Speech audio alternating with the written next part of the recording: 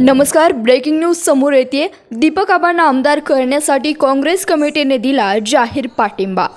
लोकसभा निवडणुकीवेळी महाविकास आघाडीमध्ये सांगली लोकसभा मतदारसंघ चर्चेत राहिला होता।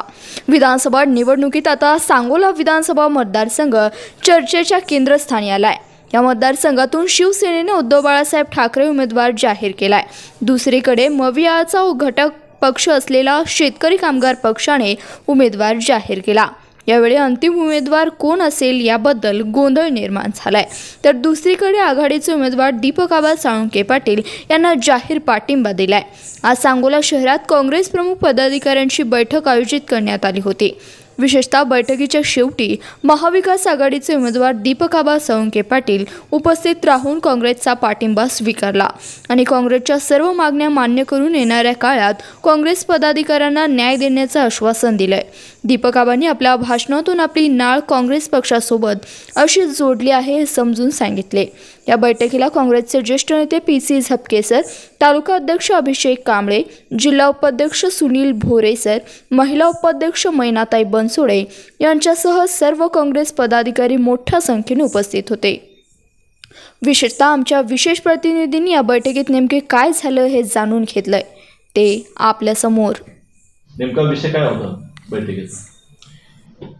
बैठकीचा विषय आजचा म्हणण्यापेक्षा काल पण एक काँग्रेस कमिटीची मीटिंग झालेली होती। तालुक्यातले सर्व पदाधिकारी आलेले होते।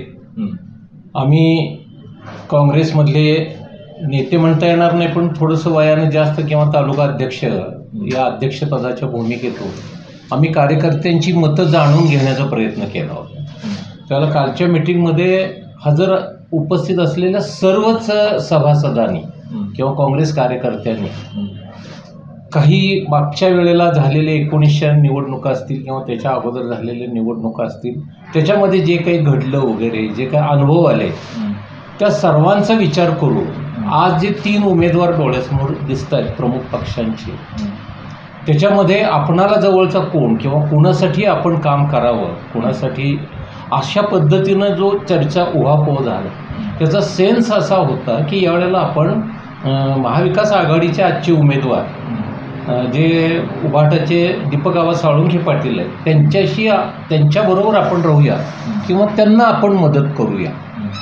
तो काल आम्ही असं विचारात घेतलं होतं की हा निर्णय श्रेष्ठींना कळून श्रेष्ठींचं काय मत येतं हे आपण पाहूया आणि उद्या वाटलंच तर पुन्हा आपण एकत्र येऊया, अशा पद्धतीनं ही चर्चा झालेली होती।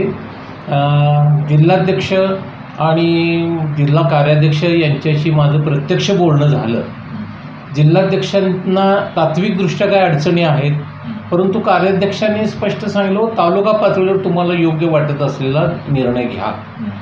सर्वसामान्य कार्यकर्त्यांना असंच वाटतं की काँग्रेस कधी काळी जी या ठिकाणी सत्तेवरती होती, मला आठवतंय 62 ते 67 साल की ज्या वेळेला एक आमदारकी सोडली, गणपतराव देशमुख यावेळेला पहिल्यांदा निवडून आले, उर्वरित सर्व पदही काँग्रेस पक्षाच्या ताब्यातली होती, पण त्याच्यानंतर आमदारकीही गेली आणि सर्व पदही गेली, उपेक्षा होत राहिलेली आहे आणि प्रामुख्यानं काँग्रेस पक्षाचा वापरच बऱ्याच लोकांनी करून घेतलेला आहे।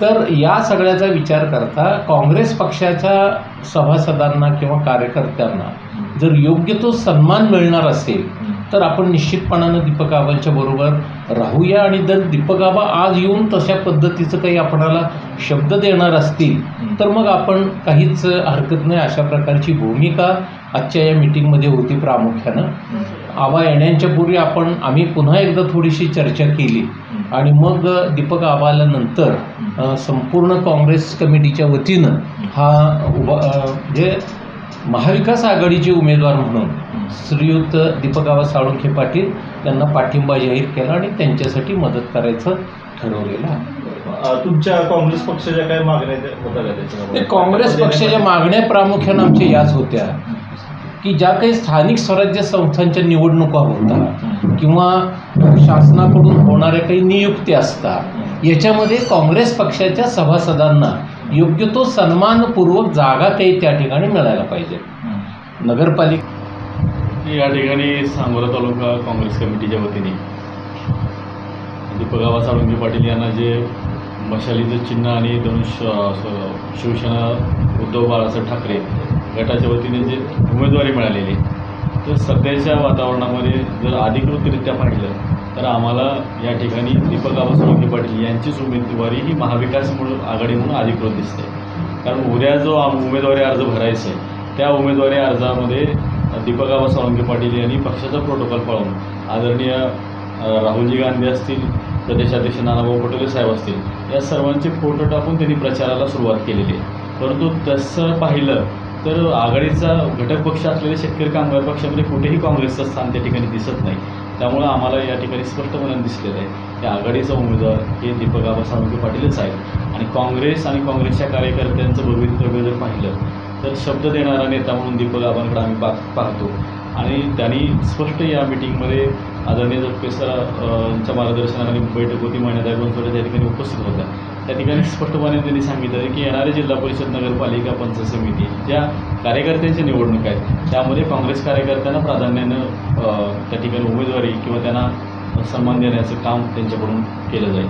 आणि काँग्रेस पक्षाचं हित जिथं असेल तिथं पक्षाचा अध्यक्ष म्हणून मला त्या ठिकाणी उभं राहणं हे माझं काम आहे. आणि म्हणून मला दीपक आबा सोळंके पाटील यांना उमेदवारीला त्यांच्या पाठिंबा देणं ते आम्हाला सगळ्या काँग्रेस कार्यकर्त्यांनी योग्य वाटलेलं आहे. त्यामुळे आम्ही त्यांच्या उमेदवारीला पाठिंबा दिलेला आहे. आणि उद्या सोमवारी आम्ही त्यांच्या उमेदवारी अर्ज भरण्यास पूर्ण ताकदीनिशी काँग्रेस पक्षाचा प्रत्येक कार्यकर्ता हा त्या ठिकाणी उपस्थित राहणार आहे. कदाचित वरिष्ठांचा तसा काही आदेश जर आलाच आघाडी बाबतीत किंवा शेकावरात पाठिंबा वगैरे द्या तर स्थानिकमध्ये काही बदल होऊ शकतो का आजच्या बैठकीमध्ये? आम्ही वरिष्ठांची चर्चा केलेली आहे.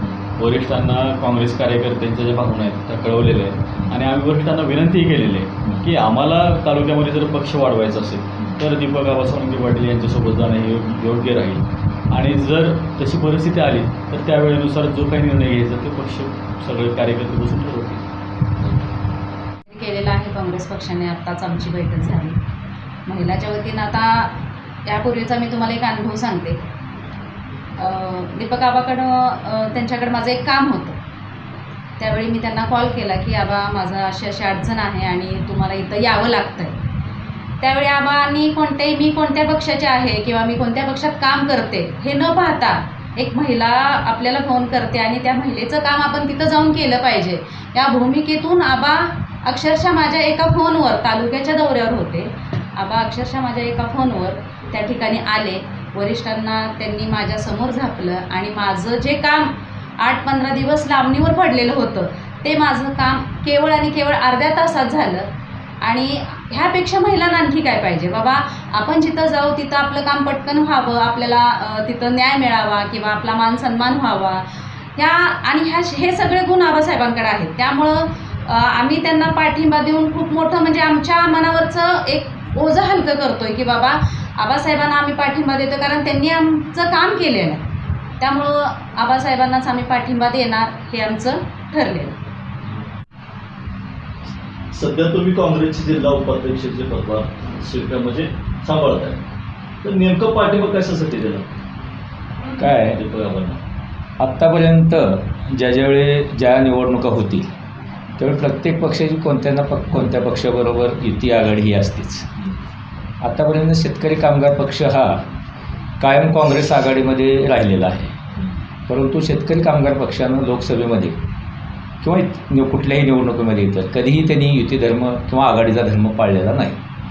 आदरणीय देशाचे नेते पवारसाहेब ज्यावेळी 2009ला त्या ठिकाणी उभा राहिले त्यावेळी शेतकरी कामगार पक्षाच्या कार्यकर्त्यांनी पवारसाहेबांच्या विरोधात काम करून जी 2,000 ते 3,000 मतं या ठिकाणी भाजपला पडत होती, 35,000 मतं सुभाष देशमुखाला ह्यांच्या बूथवरून गेली. सगळे आकडेवारी आहे. आदरणीय साहेबांच्या नंतर आदरणीय आपल्या जिल्ह्याचे नेते विजयदादा 2014ला सदाफूतच्या विरोधात उभा होते. त्यावेळीसुद्धा जर बूथ तपासले सगळे शेतकरी कामगार पक्षाच्या बूथमधून त्यांना 15,000 मताचं लीड विरोधी म्हणजे भाजपच्या उमेदवाराला दिलेलं आहे. त्यांनी म्हणजे भाजप पुरस्कृत आघाडीचे उमेदवार होते. आणि त्यानंतर जी विधानसभेची निवडणूक झाली जवळजवळ 26,000 मताधिकांनी गणपतराव देशमुख विजयी झाले.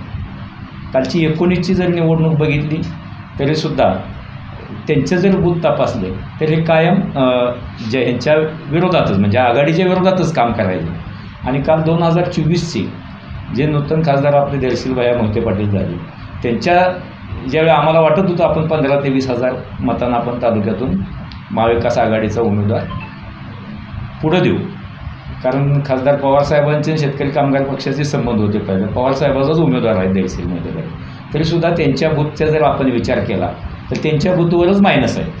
आणि हे जे पक्ष काँग्रेस पक्षाला मानणारा हा तालुका आहे, त्यामुळं काँग्रेस पक्षाच्या बूथवरनंच तुम्ही जर विचार केले विधानसभेचे बूथ आणि लोकसभेचे बूथ, जे बूथ शेतकरी कामगार पक्षाच्या विरोधात लीड असतात तेच दहिसील बायांना लीड आहेत.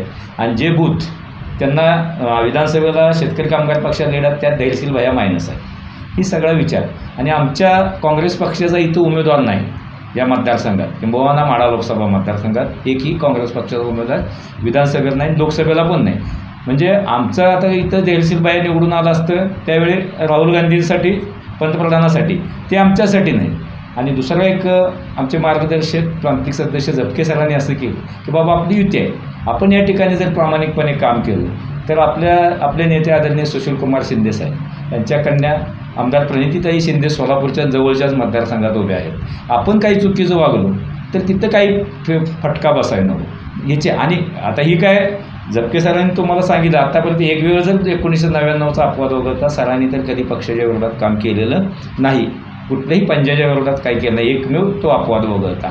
मी सरांचे आदेश होतेच, परंतु ज्यावेळी आम्हाला गरज आहे त्यावेळी तुमचा पाठिंबा नसणार, आणि ज्यावेळी तुम्हाला गरज आहे त्यावेळी आम्ही कशासाठी पाठिंबा द्यायचा आता. दुसरी गोष्ट, आता सरांनी सांगितल्याप्रमाणे ज्या कमिट्या निवडण्या असतील, एवढ्या वर्षात काँग्रेस सरकारचे मुख्यमंत्री सगळं मंत्रिमंडळ काँग्रेस असताना कुठलीही कमिटी कधी काँग्रेस पक्षाला सिंगल अशासकीय कमिटी शका पक्षाच्या नेतृत्वानं कधी मिळू दिली नाही. मग आपण कार्यकर्त्यांच्या अपेक्षा काय असतील, कमिटी एखादी मिळावी, पद असावं. जास्त कार्यकर्त्यांना काय कुठं मंत्रालयात आणि कुठं कामं नसतील त्यांची. एखादं पद समाजामध्ये सामाजिक काम करत असताना, पक्षाचं काम करत असताना आवश्यक असतं. या सगळ्या बाबी तपासून आमचा विचार एकमेव असा झाला की शेतकरी कामगार पक्ष हा फक्त स्वार्थी पक्ष आहे. कुठल्याही निवडणुका घ्या, दिलेला शब्द पाळत कधीच नाही. ती चुकीच्या पद्धतीनं त्या फक्त आपल्यापुरताच ते वापर करून घेतात, इतरांना मदत करत नाही. म्हणून आमचे काल कार्यकर्त्यांचे सगळे विचार झाले, हे विषय सगळं समोर ठेवले एकमेकांनी आणि एकमत झालं आणि ठरलं की बाबा शेतकरी कामगार पक्षाला आपण पाठिंबा न देता, जे तालुकाध्यक्ष ॲडव्होकेट कांबळे यांनी सांगितलं की ज्यांनी अर्ज भरताना पक्षाचा प्रोटोकॉल पाळला आहे महाविकास आघाडीचा, की ज्यांच्यामध्ये राहुल गांधींचा फोटो आहे, आदरणीय साहेबांचा आहे, नाना पटोले साहेबांचा फोटो, उद्धव साहेबांचा, म्हणजे महाविकास आघाडीचा जो प्रोटोकॉल आहे ते आदरणीय आबांनी उद्या अर्ज भरताना जाहिरातीमध्ये पाळलेला आहे. आणि आपलं जे शेतकरी कामगार पक्ष आहे त्यांच्या पुरताच तो आहे. त्यामुळं आम्ही आदरणीय दीपक आबांना पाठिंबा देऊन निवडून आणण्याचं काँग्रेस पक्ष आबांच्या विधानसभेच्या याच्यामध्ये प्रचार यंत्रणा कुठल्या पद्धतीने राबवणार? गेल्या लोकसभेचा जर विचार केला ती वारंवार मी सरांना सांगत होतो की बाबा हे असं चाललेलं आहे. बाबा ज्या पद्धतीनं सरांची एक भावना अशी होती की ह्या तालुक्यामध्ये आपण असेल, पवारसाहेबांचे राष्ट्रवादी असेल, तर आपण पर्यायानं आपण कमी ताकदीचे आहोत. शेतकरी कामगार पक्ष हा मोठा ताकदीचा, ह्याचं सगळं नियोजन त्यांनी करावं. परंतु ज्यावेळी आपण फिरताना जर नियोजनाच्या बाबतीत जर बघत असू तर त्यांनी त्या पद्धतीनं नियोजन केलं नाही. आदरणीय साहेबाची सभा 3 वाजता ठेवली होती, सकाळी 9-10 वाजले तर सभेचा मंडप ठरला नव्हतं, काय ठरलं. मी आदरणीय भाऊंना आणि सरांना याच ठिकाणी सांगितलं की तुम्ही थोडं लक्ष घाला. मग पुन्हा करून ही सगळी सभेची तयारी साहेबांच्या केली. जी स्वतःच्या सभेला जशी तयार करते तशी साहेबांच्या सभेला तयार केली नाही. आणि आमच्यावर जेवढे आमच्या ताकदीनं जेवढे हे दिलं त्या पद्धतीनं आम्ही लोकसभेला ह्यांचा प्रचार केलेला आहे. किंबहुना हे सगळ्याच्या पुढं राष्ट्रवादीचा उमेदवारी असताना सुद्धा काँग्रेस पक्षाचे कार्यकर्ते लाभलेले आहेत. तुम्ही सांगोले शहरातली सगळी पत्रकं घरोघरी पोचलेली नव्हती, पोचवण्याचं काम असेल, बूथवाईज नियोजन असेल, सगळं काँग्रेस पक्षानं जसं लोकसभेला राबवलं त्या पद्धतीनं आम्ही विधानसभेलाही राबवू आणि दीपक आबांना निवडून आणण्याचा प्रयत्न करू.